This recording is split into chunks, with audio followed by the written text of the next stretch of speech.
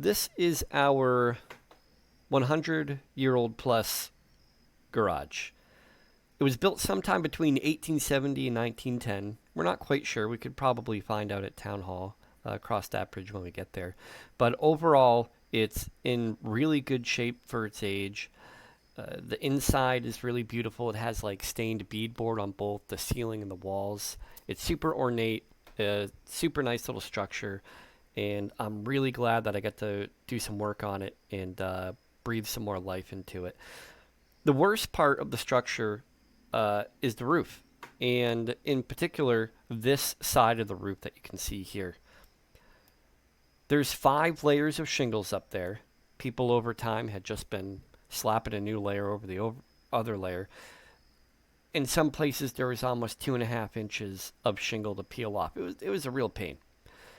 So the worst of this one side of the garage was up here on the bump out. And I had gone up there. I made several small repairs to what was about a basketball size hole that was up there. And the last time I went up there, I was like, you know what? I'm going to strip all the shingles off on here. I'm going to replace the decking, and it'll be fine. The rest of the roof is fine. Well, the last time I was up there, I more or less fell through the roof.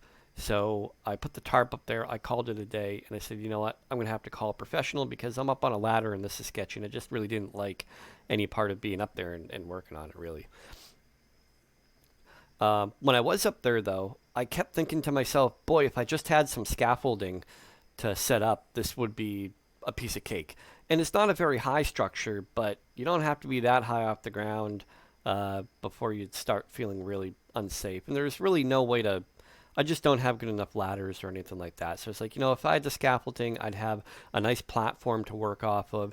And I was right. The scaffolding made this job possible. We found it at a yard sale right in town. It was a retired mason had it, and he took very good care of it. He always lubricated the pins on it and kept it inside. So it was in really great shape. We picked it up for a pretty good deal and set it up, and it worked amazing. It really made this whole project possible. So we didn't replace the whole roof on the garage. We only replaced this front side here that you can see now.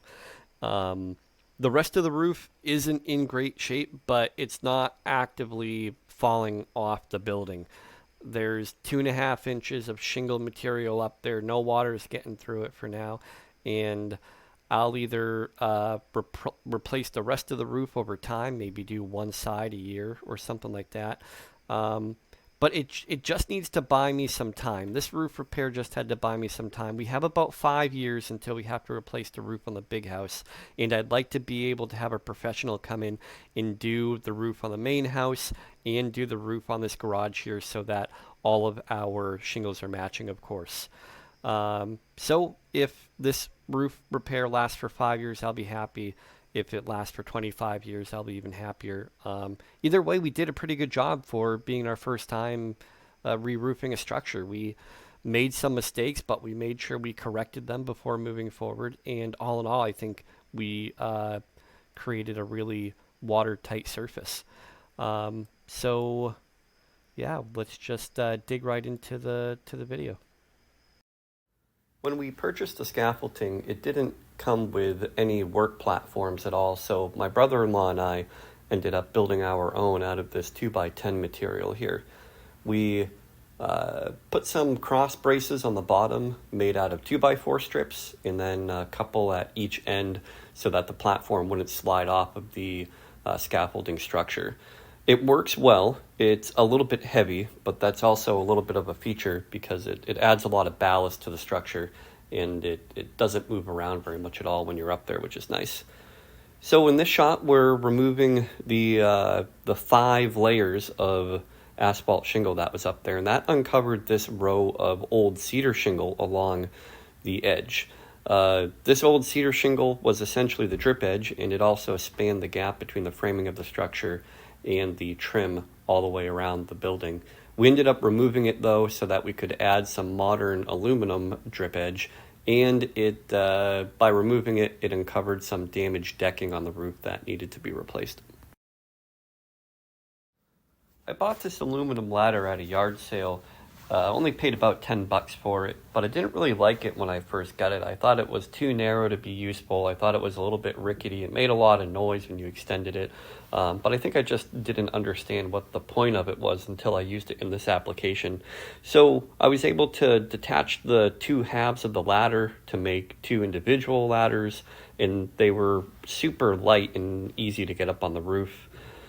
Another advantage of making these platforms out of wood was I was able to just screw these little blocks in at the base of the ladder, and that allowed it to not kick out from underneath of us. And we spent a lot of time up on these two ladder sections as we worked on the roof, so I'm really glad I spent the $10 on it. This scraper I'm using, it's like a pry bar. It's got a bunch of little notches at the end, and it allows you to pry up all the nails underneath of the shingles, and it works really good. It was a little bit slow going in this case because I was prying up 5 layers of shingle with 5 times the nails. So if you were just scraping off 1 or 2 layers of shingles, this tool would really let you fly through a project. All right, so once we had the shingles scraped off of the roof, the next step was to repair the rotten decking. The tool of choice for this task was an oscillating tool with a really dull blade. Created a lot of heat in that old dry wood, so brought out the fire extinguisher just to be safe. The oscillating tool was very nice for making these flush cuts. However, it's a very loud tool, and it's kind of obnoxious to listen to. It disturbs the whole neighborhood. So I don't know. It has its uses, but ultimately I try to avoid it if I can. I measured this board 3 times, and of course it still didn't fit. I am very lucky though, or I don't know, I used a little bit of foresight and built those platforms up on top of the scaffolding extra wide, and that worked out great for making additional cuts, saved me a bunch of trips up and down the scaffolding, and it all in all just made for a great work platform.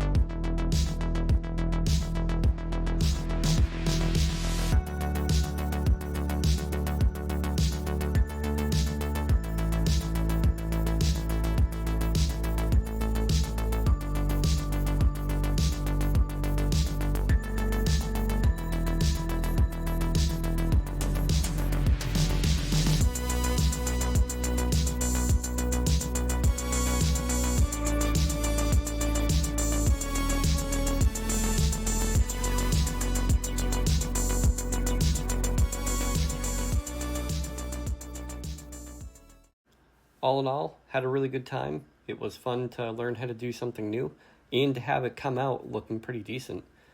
Hopefully, I'll never have to do it again, but if I do, now I know how to do it, and I have the tools to do it. All right, see you guys.